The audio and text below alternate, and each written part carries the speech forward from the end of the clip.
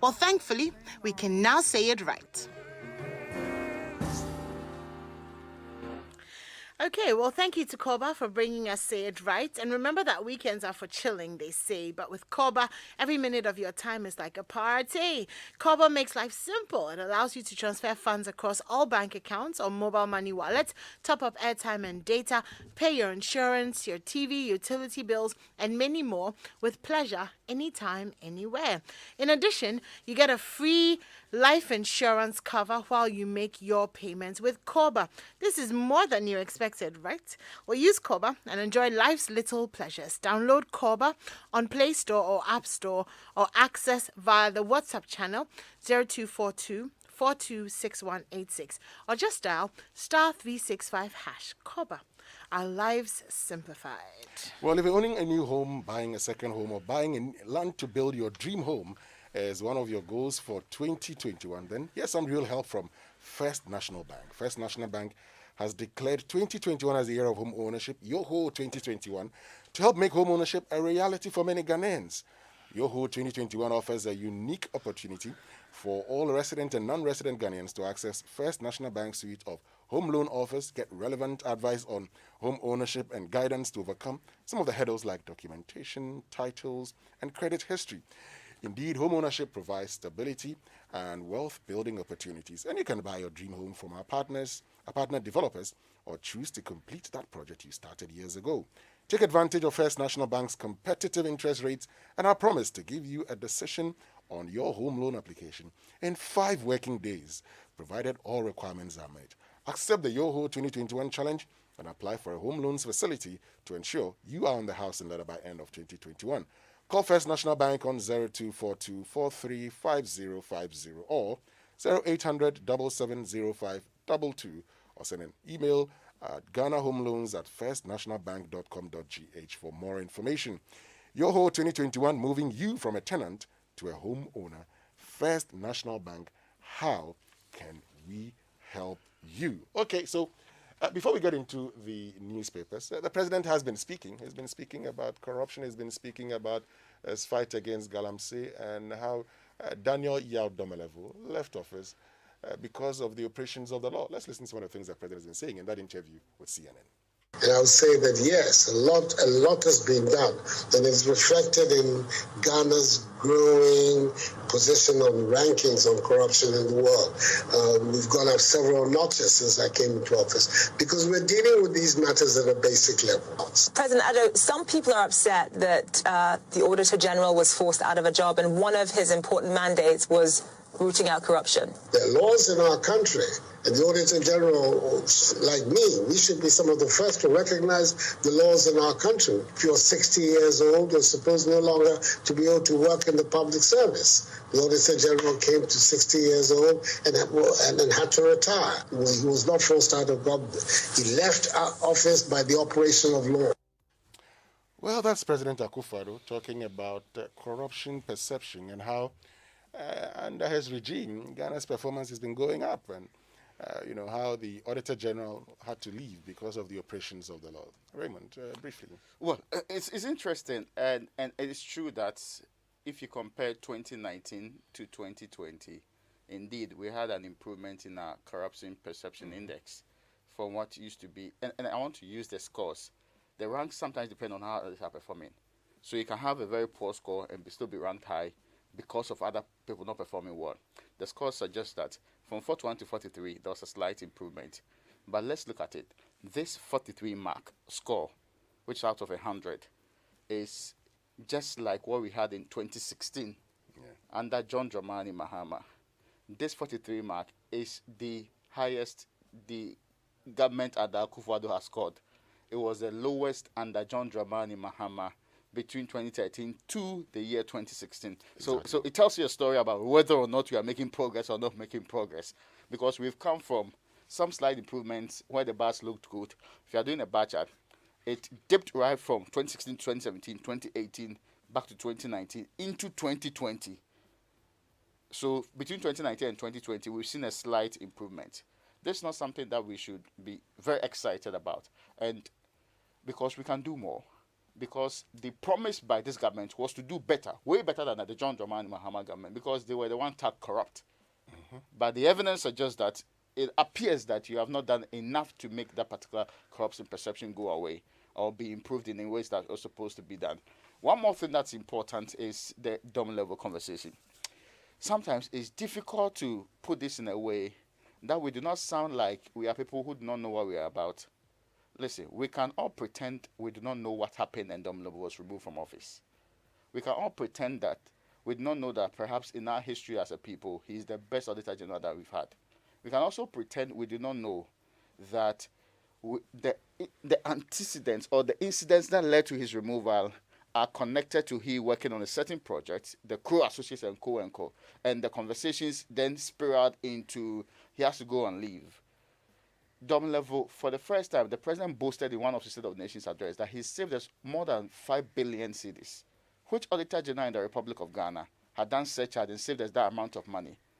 So, yes, I agree that people at that particular age ought to leave the public service, but we know the antecedents suggest that he didn't leave because he was 60. Even if you are supposed to, assuming without admitting that that's the reality. We know that he didn't leave because he was 60, because there was a calculated attempt by government to remove him, because he became a thorn in their flesh. And that's the reality that we saw throughout the engagement on this matter. So, if we want to be truthful to ourselves and fight corruption properly, we can do it. But if we want to also act like a proverbial ostrich and hide and be saying things and be justifying our wrongdoings, we can also do the same. But who is the loser at the end of the day? Exactly. Yeah. I totally agree with Raymond Winston. The thing about the Dom Level issue is that it will always be a mark or a blight, on this government, who, of course, have been very outspoken about corruption. But with that one situation, it has just made all of us question and all of us perhaps see a side of this government that, sort of took us by surprise. I think he was doing a great job. I think every Ghanaian would agree that Dom Level was doing a great job. Yeah. And you may have won the battle, but in the long run, did you win the war? And the war is against corruption. And in a time when, Charlie, get this money, I was sitting down doing the cost of running a family, cost of running a household. And you're thinking, look, if you can fight corruption and save money, people won't be suffering like this. Right now, we are doing budgets. We are seeing how we are going to reduce data, reduce petrol, reduce your TV fees, reduce whether now when you are cooking, you use real tomatoes or tomato paste mixed with water. And this is how corruption trickles down to the average Ghanaian, because now we are making these changes because there's not enough money. So you can go on CNN, wherever and talk and say whatever it is. But at the end of the day, Charlie, there's no money in our pockets. And the reasons include corruption, which is not actually, I don't think, is being fought as well as it could be. Great. One thing I want us to look at, though, anymore, is the trends, because lots of things are happening in this country. It's been very interesting on Twitter. So in the first place, but when we got to work, which was around 5 a.m., the things that were trending were Black Tuesday, fix so the fix handles country, yeah. Yes, there are about 4. So there's fix the country, there was fix yourself, there was fix your attitude. Now there are 2 more new fix trends. Nana is fixing it, Ghana is being fixed. Okay. So at the moment, trending number 1 is Black Tuesday, and which Black is a Tuesday call. is what, it's a call that we wear black today. Okay. It is aligned with the Fix the Country hashtag. Okay. So it's the youth's way of protesting what's going on in the country. So that's Black Tuesday. The comeback is Nana is fixing it. That's a new hashtag from this morning, and Ghana is being fixed. And these, if you read some of these tweets, I can read some of them to you. They're talking about the things that Nana Akufo-Addo has been doing. So, for example, this one says, NDC introduced automatic price adjustment for fuel prices. They should therefore stop making their hypocritical noise all over.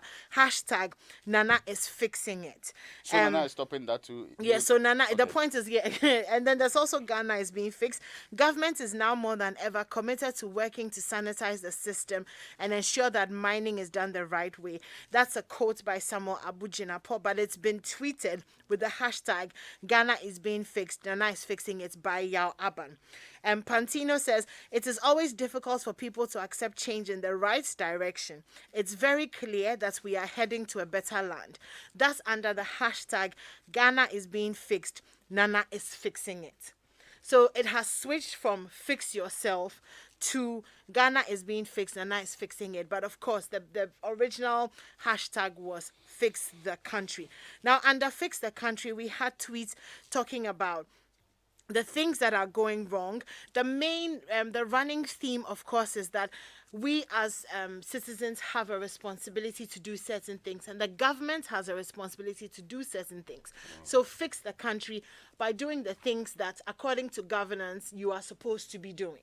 Okay. So that's what it's like. Also, Bill Gates and Melinda Gates are also trending. They announced their divorce after 27 years of marriage. We'll get to the fix it conversation later, because I remember in 2009 when President Musa taken over, somewhere in May, at the Osu Ebenezer Presby Hall, Nana Akufo-Addo addressed the press and he said, if the economy is broke, fix it. I Yeah. like the tone with which you said it. Fix it. Yes. With a pointer finger straight at the Yeah, people who are so- supposed to be at the helm of affairs. So whatever is going on in this country, if the citizens say they are not happy and they tell you, fix it, I mean, one of the things my studies in leadership will tell you is that the people that you're serving, who are following you, are supposed to buy into your plan. If they're not buying into it and they're telling you, times are hard, why not? But Winston, you said the people that you are serving. Yes. Is that the position, though? Well, I say the people that you're we are serving. being I say served? the people that you're serving. African because, leadership sometimes. yeah, because that's they what feel that they are that's either that's demigods what or monarchs in place. exactly. But and as I'm saying, those that you are serving, and in this case, in our part of the world, we think that are those that we are ruling. Whatever it is, you must make life better for them. Yes. They're telling you that their lives are not better. So What you instead of do- listening to the feedback from the people, Yes, you don't come back and say, I'm doing well. The people are telling you, you're not doing well. And there's one of the discussions we're going to have today. We're going to allow everybody to tell us the state of their well-being. I mean, your finances, for instance, whether, I mean, your earnings are enough it's to your cover your take-home expenditure. taking you home. You know, so we'll find out whether people will be fixing their own finances here on the Super Morning Show. But the point is, when people speak, don't always be in a hurry to say, I am fixing it. No, listen to them. People say, Nyansa wa neighbor Akufo-Addo. That's true. Anyway, let's get into the newspaper headlines for this morning. All right, Raymond. Okay, now the Chronicle is reporting this morning, Ghana is just a rent collector. Her mineral royalties must be monetized. Experts, that's on the front page. This is the outcome of a mineral and income and investment forum. And there's one. The great achievements of Otumfuo Osei Tutu after 22 years on the golden stool. And Osem chief found guilty of contempt of court. Osem is in the eastern region. Osaberima Eje Mrekus on the front page of the Chronicle. And the scripture. You forgot the scripture. Hey. No, I didn't forget. I remember. When I hurry, so You are warned. Proverbs 21:5 says, "The plans of the diligent lead surely to abundance, but everyone who is hasty comes only to poverty." Okay. On the front page of the Finder this morning, EC saved Ghana 523 million Ghana cedis in 2020 elections. 13-member gang arrested with over $5 million in fake currency at airport. SEC pays 1.7 billion of investors locked up cash.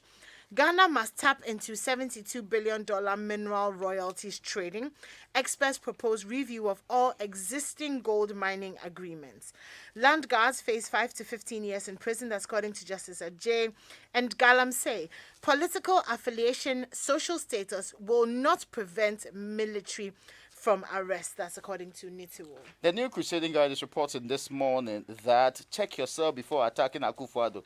And it's our good friend, Razak Kojo Poku, telling critics of this republic, including, okay, I won't add them, but anyway, 18 FDA approved, 18 FDA approved homeopathic medicines introduced into the Ghanaian market. Razak was one time General Secretary of Hasayaga's APC, right? yes. Okay. It puts it a lot in context. Anyway, and monetize Ghana's mineral royalties. Akufo-Addo freezes salary increment of executive arm of government. And there's one about Doma East MP fires minority. I'm interested in the freeze on executive arm of government. Now, the conditions of service and salaries, emoluments, are determined by a committee set up by the president. Yeah. Now, that The committee has been set up, right? No. Where's the committee? Professor Yainti about this committee. The committee that actually presented its report to the last parliament, that they determined their salaries, that committee is done for the previous administration. As we speak, which salary freeze are we talking about? The hell that will come in the future. No, the ones that will come in the future will not come this year because the committee has not been established. Yeah. So you're supposed to work with the previous salary until your salary for this year is determined. So you're saying the So where's the freeze? freeze? No, No, I'm only asking they these can questions. take retroactive effect. No, I'm asking these questions because I have spoken to those who served as ministers in previous administrations, and all of them tell me that when they were in government, for 4 years, they did not have salary increase until the end of their tenure. Yes. When the Emoluments Committee for Article 71 office holders presents its finding. In fact, one of the things I sought to find out was whether you have annual increase in your base pay so that we can use that to say maybe that's what the president is trying to freeze. They tell me that is not the situation. Yeah. So I want to understand this. So, in simple terms, for somebody like me who doesn't understand a lot of the big English and stuff, there's nothing to freeze. Is that what you are I saying? mean, there's nothing. So so far as the Kanash- situation is, unless Yes. the president wants to say they are slashing a part of their salary, because as it stands now, where's the increase? They're not actually due for an increase. The increase will come when they set up the committee, So which they that- haven't. Okay. So when Anyway, they it's set been up the frozen. committee and increase it, then they are. Then we'll frozen take that it. one. Yeah. We'll take that one. Yeah. When the committee finishes its work in 2 or 3 years, Very much we'll so. have to explore this We'll issue understand further. it in the future. Daily Guide this morning. NDC agents illiterate, party unattractive. That's Mahama speaking. And monetize our mineral royalties, according to experts. Open your defense, Attorney General Topuni and Agongo. National Security NAB fake currency syndicate at Kotoka. And Ministry halts government land encroachment at Isegon. That's it for the Daily Guide. Now, the Daily Graphic is reporting this morning 13 busted in fake money printing and collapsed fund managers. SEC assures customers of full payment. Why are we supposed to pay them? I mean, I've asked this question 1,001 times. Was there Every risk? time I hear the assurance, I hear No, that but it was we have done the, how do you call that, the verifications and all of those other things. But anyway, now, Graphic GCB Bank forged stronger ties is also here. Government must support free independent media. This one, I want to repeat it. Repeat Government, including Government of the Republic of Ghana. Let me translate it for you. Yes. Ghana. Government, including the government of the mean- Republic mean, of Ghana. anyway. Oh, let me do The my must translation is support- government. Esani ame support Free independent media. media na me fe free ke independent. Akagba me na ashia me na me chuni na me fe noni esana me fe. UN boss. UN boss. So that's on the front page of the Daily Graphic anymore. Like Ghanaian Times this morning, sad story here. Man killed, 5 injured in clash between Fulani herdsmen residents. Council of State joins the fight against Galamsey. And this one, which just makes my heart fall into my stomach. New taxes take effect today.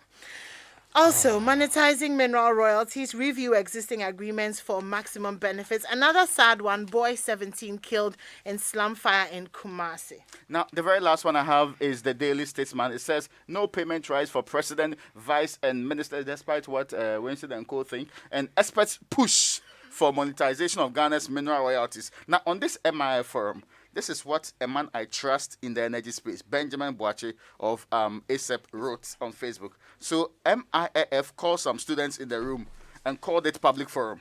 I wish they had at least allowed the students to ask questions. This cannot be what the president asked for on Ejapa, and that's why he actually hashtagged Ministry of Information to also take note. So he says this forum, You call people into a room and they don't ask questions. And has it. There's just one headline on the Business and Financial Times that gives me a bit of hope. Withdraw nuisance insensitive margins on petroleum products. That's the IES to the government. Other headlines: it's time to heavily invest in SMEs to drive economic growth. Ghana remains top investment destination, but challenges remain, and banks ditch businesses to satisfy government's growing appetites. Government's borrowing appetite, Dr. Tiahini wants crowding out will slow recovery. Should we just go straight to the BBC? Okay, so the online news review is brought to us by Zenith Bank in your best interest and Goyle Good Energy. Well, talking about Goyle higher grade fuels have been tried, tested, proven, and accepted over the years as the most suitable for all engine types, including the latest vehicles with the most modern engines. In addition to these superior qualities, Goyle higher grade fuels are further fortified with the XP3 additive multifunctional enhancer, which is more efficient, eco-friendly, and sold at no extra cost. So Goyle higher grade fuels come in Goil Super XP Ron 95 and Diesel SP sold in every Goil station and not just selected stations. So fill up with Goil higher grade fuels at Jibebia. Goil Good Energy. Goil Yaya DM. My Joy Online this morning, top stories: National Security bust fake currency gang involved in over $5 million scheme at airport. Let's take you straight to the BBC. The news is brought to you by Fidelity Bank. Believe with us. I nearly gave up on driving out of frustration. What hadn't I done? Purging, replacing electrical parts, changing my fuel pump, and still, the engine noise in my car won't stop. Then I met this guy who said I should try Goil Fuel. By the way, my name is Thomas, but I did try Goil Super XP Ron 95. Then, Goil stocks only higher grade fuels, further enriched with XP3 multifunctional enhancer, more efficient, eco-friendly, and at no extra cost. Available at every Goil station. Ajibebia. now my car is renewed. Yankonkwa. Goil Super XP Ron 95 and Diesel XP. Higher grade fuels, excellent for modern engines and all vehicles. Goil, good energy. Yeah, DM. These visitors only show up at dinner. Hey, bro. Come in, oh. Did you manage to fix the car? Yes, so it's running smoothly, boss. Fine. You are very, very welcome. Have a seat. Efo, bless you. Osofu, you are 2 hours early. Please make yourself comfortable. Let me go and dish the neighbor. Oh, come in, oh. I was just about eating dinner. Hey, fool. Good to see you. Sit down. Excuse me for 1 minute, okay? Efo has a plan. Hey, Fiafi, Eri. My brothers, come outside and see something. Wait there. He lures them outside and locks them out. Finally, I can eat my food in peace. Stay outside there. Find out why people are going a whole 9 yards just to eat Lele rice. Lele, tasty food, happy family. This advert is FDA approved. In Papua New Guinea, a few years ago, some scientists went to check out how healthy it was by analysing the sounds of the creatures in it. We're breaking the soundscape down into the individual pieces that make the soundscape up. So it's like as if you were listening to an orchestra and you were trying to tease apart, oh, here is a violin and here is a cello, and kind of making sense of which animals are making the sounds. It is giving us insights to these forests that we just didn't have before. Find out how these forest sound detectives do it and how the technique helped tribes of people trying to preserve these habitats they call home. That's all coming up after the BBC News. BBC News, I'm John Shea. Rescue workers in Mexico City are combing through the wreckage of metro carriages after a railway overpass collapsed onto a busy road. At least 20 people have died, including some children, and almost 50 have been taken to hospital. From Mexico City, Will Grant reports. Videos posted to social media show the collapsed overpass at Olivos station in Mexico City. The carriages and the bridge crumpled into a tangle of metal on the highway below. Firefighters and ambulance crews are working through the night as they attempt to reach the injured survivors. Those who have died will have most likely either been travelling on the late-night train or were directly beneath the overpass when it collapsed. The train was travelling on Line 12, the newest line on the system, which was only completed a few years ago. Mexico City has the second most used subway system in North America after New York and carries tens of millions of passengers a week. This is thought to be the worst incident on the system in 45 years. Mexico's president has apologized to the indigenous Maya people for what he described as the terrible abuses they'd suffered since the Spanish conquest 500 years ago. Andrés Manuel López Obrador said their treatment had been shameful. Ministers from the G7 group of industrialized nations will meet in London today for their first face-to-face talks in more than 2 years. James Landale reports. Foreign ministers from the G7, that's Britain, the US, Canada, France, Germany, Italy and Japan, will be joined by counterparts from Australia, South Korea, South Africa, Brunei and the EU. Today they'll discuss the world's big geopolitical issues, from China to Myanmar, Ethiopia to Ukraine, Syria to the Sahel. The underlying theme will be how they can best organise to defend international rules and open societies against the threat of autocratic regimes. And for Britain, the meeting's host, a big test to see if its global foreign policy can live up to its name. The official number of coronavirus cases in India has topped 20 million. There's been no let-up in the rate of infections for a 13th day. Davina Gupta is in Delhi.